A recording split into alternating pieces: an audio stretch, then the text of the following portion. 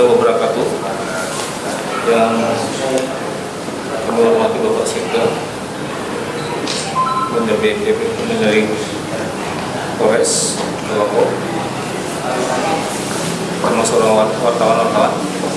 Malam ini kami akan menyampaikan rilis data terbaru dari kami khususkan wilayah Pasaman Barat, tanggal 8 Maret 2022 tentang kondisi wilayah yang terdampak gempa di Pasaman Barat. Yang pertama, untuk korban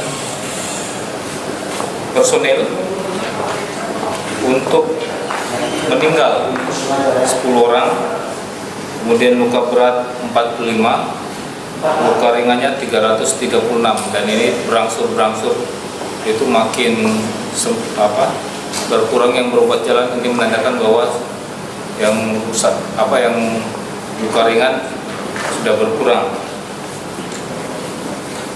Kemudian untuk pengungsi saat ini berjumlah 13.060 orang, terdiri di 16 titik. Untuk saat ini yang khususnya yang di wilayah yang di Kabupaten Pasaman Barat, di kantor Kabupaten Pasaman Barat sudah berkurang.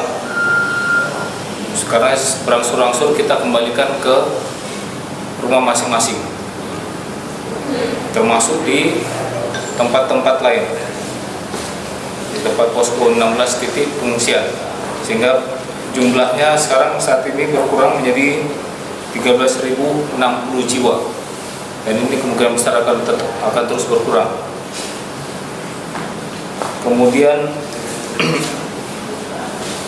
untuk kerusakan, untuk rumah, rusak ringannya 910, rusak sedangnya 2.908, rusak beratnya 551, jumlah totalnya 4.359 unit jumlah totalnya. Untuk fasilitas pendidikan, rusak ringannya 42, rusak sedangnya 14, rusak beratnya 19, jumlah totalnya 75 unit. Fasilitas kesehatan, rusak ringannya 7, rusak sedangnya 5, rusak beratnya 6, jumlah totalnya 18 unit. Fasilitas ibadah, rusak ringannya 11, rusak sedangnya 7, rusak beratnya 22, jumlah totalnya 40 unit. Kemudian infrastruktur, rusak ringannya 3, rusak sedangnya 7, rusak beratnya 16, jumlah totalnya 26.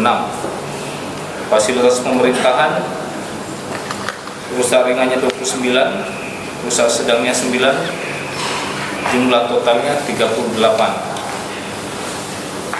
Kemudian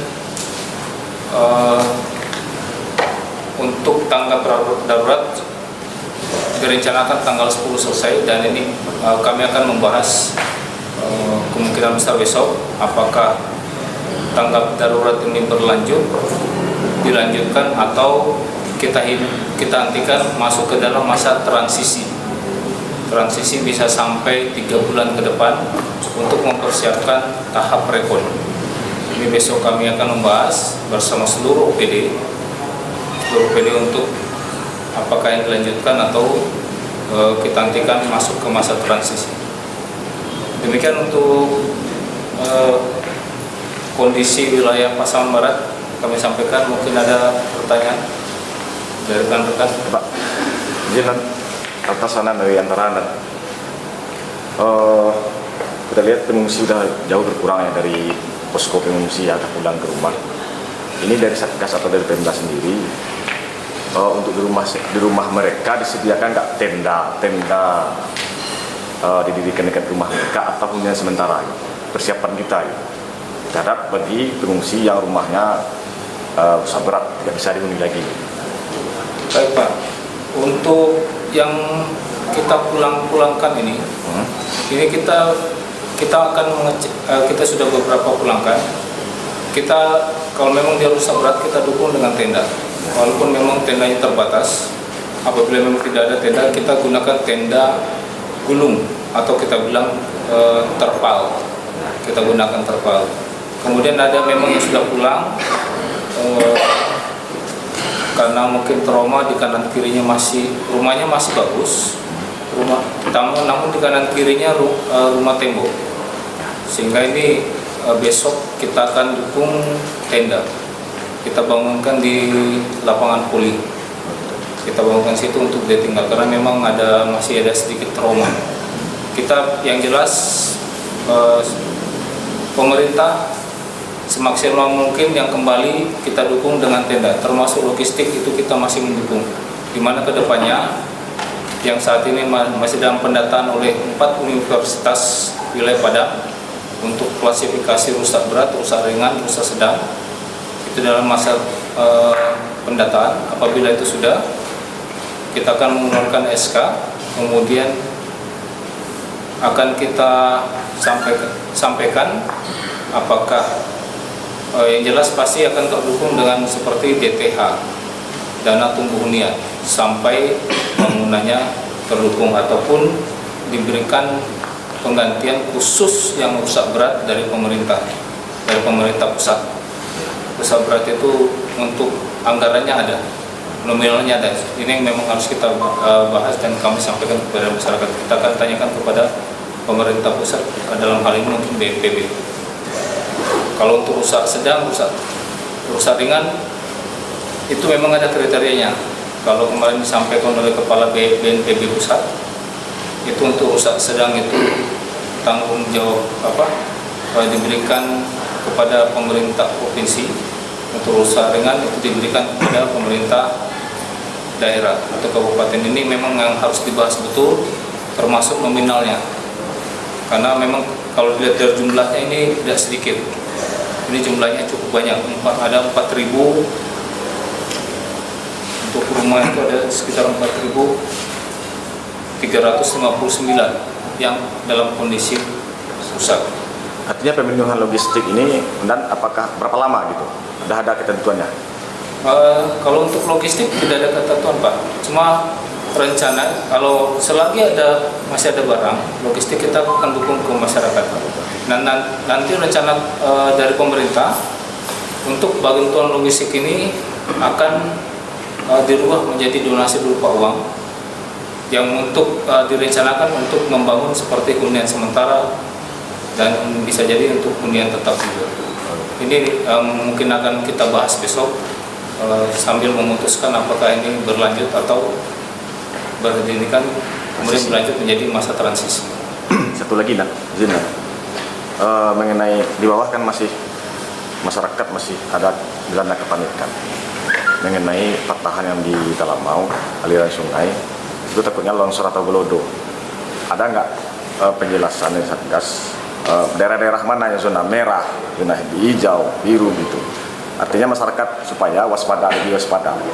Apakah kita fungsikan atau apa atau gimana gitu? Baik, tadi pagi kurang BMKG nggak ada. Oke, nah untuk masalah ini akan dijelaskan oleh Bapak Sekda, karena memang mulai kemarin BMKG dengan didampingi oleh Babinsa dan Babin Kamtipmas untuk menuju lokasi. Silakan. Terima kasih untuk yang disampaikan oleh rekan-rekan pers tentang zona merah. Zona merah itu ditentukan oleh BNPB pusat. Tentunya kita juga sedang bekerja sama dengan BMKG. Hanya disampaikan kepada kita adalah kehati-hatian kita, khususnya masyarakat di aliran sungai. Itu mungkin disampaikan, tetapi kalau penentuan itu zona merah, kuning, zona hijau, itulah dari BNPB bekerjasama lagi dengan BMKG terhadap zona-zona yang harus itu masuk zona merah, kuning, dan hijau. Tetapi kita himbau kepada masyarakat, seandainya ada 2 hari hujan itu di aliran sungai, masyarakat yang di aliran sungai diharapkan bisa menghindari dari aliran sungai, termasuk berusaha di aliran sungai yang ada di khususnya yang ada di Kecamatan Talamau maupun di Nagari Kajai. Gitu. Radius berapa itu Pak Sekda? Ya. Artinya masyarakat dihimbau itu dari aliran sungai itu radius berapa titik amannya gitu. 200 meter. Jadi 200 meter dari zona sungai itu, masyarakat harus menghindar dari situ seandainya ada hujan lebat yang terjadi di daerah tersebut. Oke, cukup Pak ya? Sabar Pak, mana? Boleh sih? Maaf, mana saya agak terlambat. Saya Hendy dari Harian Pos Metro. Mana? Sekarang kan masih banyak nih para warga yang masih mengungsi di luar, maksudnya mengungsi di luar seperti ini. Bahkan ada yang mau karena rumah masih kontrak gitu loh. Jadi bagaimana upaya pemerintah untuk mereka-mereka ini apakah harus pulang ke tempatnya atau bagaimana? Karena sementara kita lihat sekarang masih tenda kan masih kurang. Masih ada yang dalam satu tenda itu ada yang 2 kakak, 3 kakak, 4 kakak. Bahkan saya sendiri saya ngungsi gitu loh. Karena tenda tadi belum cukup gitu loh. Upayanya bagaimana gitu Pak? Karena kita di luar takutnya nanti pas ketika pendataan rumah kita sedang tidak di tempat. Sekian Pak. Baik. Kemarin sudah disampaikan oleh Pak Wagub ke beberapa tempat pengungsian. Sudah disampaikan bahwa diharapkan untuk masyarakat segera kembali ke rumah masing-masing. Apabila memang ada yang rusak berat dan belum ada tenda, mungkin bisa bergabung kepada masyarakat yang rumahnya masih bagus. Kemudian apabila memang tidak, juga bisa merapat ke tempat pengungsian yang terdekat. Dan saat ini ada beberapa tempat pengungsian yang memang tendanya sudah banyak yang kosong, sudah ada yang kembali. Seperti di sini juga sudah banyak kosong di sini. Ini dari sekian 2000-an itu sudah kembali. Kemudian untuk pendataan perumahan, apabila memang ada di situ orangnya, kita data, kita minta hadir. Tapi apabila memang tidak ada, kemarin sudah disampaikan untuk Jorong mewakili, Jorong dan Camat mewakili. Ini sudah kami sampaikan beberapa hari lalu juga. Di sini saya sampaikan bahwa pendataan itu menggunakan data dari Camat. Camat membuat data itu sudah ada NIP-nya. Dan mereka termasuk Jorong, mereka yang mengetahui rumah ini rumah siapa dan NIP-nya. Dan itu sudah berjalan sampai saat ini. Demikian. Jadi teman lagi dan terkait yang di tenda sekarang benar. Karena di tempat saya lihat kurang layak benar. Maksudnya kurang layak seperti ini. Ada beberapa dari warga-warga kita di sana sekarang pada demam benar. Karena cuacanya di KJ kalau malam ampun dinginnya gitu loh. Jadi ada 1, 2, 3 kakak, kepala kakaknya yang terserang demam. Di tenda-tenda terpal gitu. Karena tenda Kemensos tadi tidak cukup. Baik, yang jelas pemerintah itu berusaha untuk menyediakan apa yang ada. Memang permasalahan tenda itu memang sangat terbatas. Namun untuk pemerintah pasti sudah berusaha, termasuk pos-pos kesehatan. Seperti kami berikan contoh yang di tim Buabu. Ya. Ada yang sakit kemarin orang tua. Kami perintahkan, karena memang saya waktu itu langsung melihat sendiri. Saya perintahkan besoknya harus dievakuasi. Dan itu kami evakuasi langsung ke RSUD. Besoknya langsung evakuasi. Padahal kondisi jalan yang di Rimbo Kejahatan itu kondisi rawan. Kami perintahkan paksakan lewat. Dan saat ini yang bersangkutan sudah di RSUD, sudah dalam perawatan. Yang jelas pemerintah pasti akan berusaha semaksimal mungkin. Apabila memang ada barangnya kami bagikan, apabila memang tidak kita maksimalkan apa yang ada, sumber daya yang ada. Oke Pak? Masih benar. Ya. Terkait air benar. Terkait MCK sekarang. Karena di KJ kan masih tergantung ke sungai. Karena kebanyakan dari air bersih di sana Mas masih tergantung di sungai. Sekarang sungai yang tempat ambil air tadi kan keruh, masih kecil. Jadi beberapa hari ini kawan-kawan di sana ya begitulah situasinya kawan. Jadi kedepannya bagaimana menanggulangi supaya air bersih tadi ada gitu. Kalau untuk air minum mungkin oke, kita punya tong swadaya kita punya tong dikasih oleh PMI. Oke, cuman kalau yang untuk MCK-nya yang belum benar. Airnya. Terima kasih. Yang jelas kita akan berusaha untuk akan kita bahas besok pagi. PD yang jelas kita pasti akan berusaha, seperti contoh ada keluhan-keluhan masyarakat listrik belum nyala, langsung kami tindak lanjuti. Kalau misalnya seperti ini, kami akan tindak lanjuti PDAM, kami akan coba cari solusi untuk cari di sana. Untuk di wilayah mana, Pak? Tanjung Bruang, Nagari Tanjung, Jalan Tanjung Bruang. Jorong Tanjung Bruang. Tanjung Bruang. Oke, nanti kita coba cek, Pak ya. Siap. Oke, terus Pak. Izin Komandan, saya izin Susanto dari Sintia ID. Sedikit ingin menanyakan terkait masalah pengungsi tadi. 13.060 pengungsi telah pulang ke tempat rumah masing-masing. Bagaimana dengan logistiknya? Apa ada bekal dari posko induk? Apa tidak? Kalau ada, itu besarannya sampai beberapa hari untuk logistik. Itu yang pertama. Yang kedua, terkait masalah pengungsi, hari ini kalau menurut pantauan kami ada satu titik posko pengungsian 400 jiwa di sana, mereka belum ke bawah, yaitu di Jalan Andel. Di sana ada ibu hamil yang menunggu hari 1 orang, dan anak-anak juga banyak di sana. Mereka belum mau turun ke bawah karena belum ada kepastian dari pemerintah itu sendiri terkait masalah keamanan situasi bencana ini, apakah mereka aman atau tidak, karena belum dicabutnya tanggap darurat dan seperti itu sampai hari Kamis. Nah, bagaimana penanganannya khusus di satu posko pengungsian tersebut? Mungkin itu, Komandan. Baik, kami jawab untuk yang pertama masalah logistik. Logistik apabila dipulangkan, kemarin sudah mereka pulang, kita berkali dengan logistik, dan kemudian terdapat pos-pos, ada 16 posko besar yang sudah dibentuk pimpinan masing-masing OPD, dan logistik di sana sudah kami cek, memang banyak di sana. Jadi silahkan, sudah kami himbau kemarin, silahkan apabila memang ini lapor kepada posko itu, posko di situ yang ada OPD.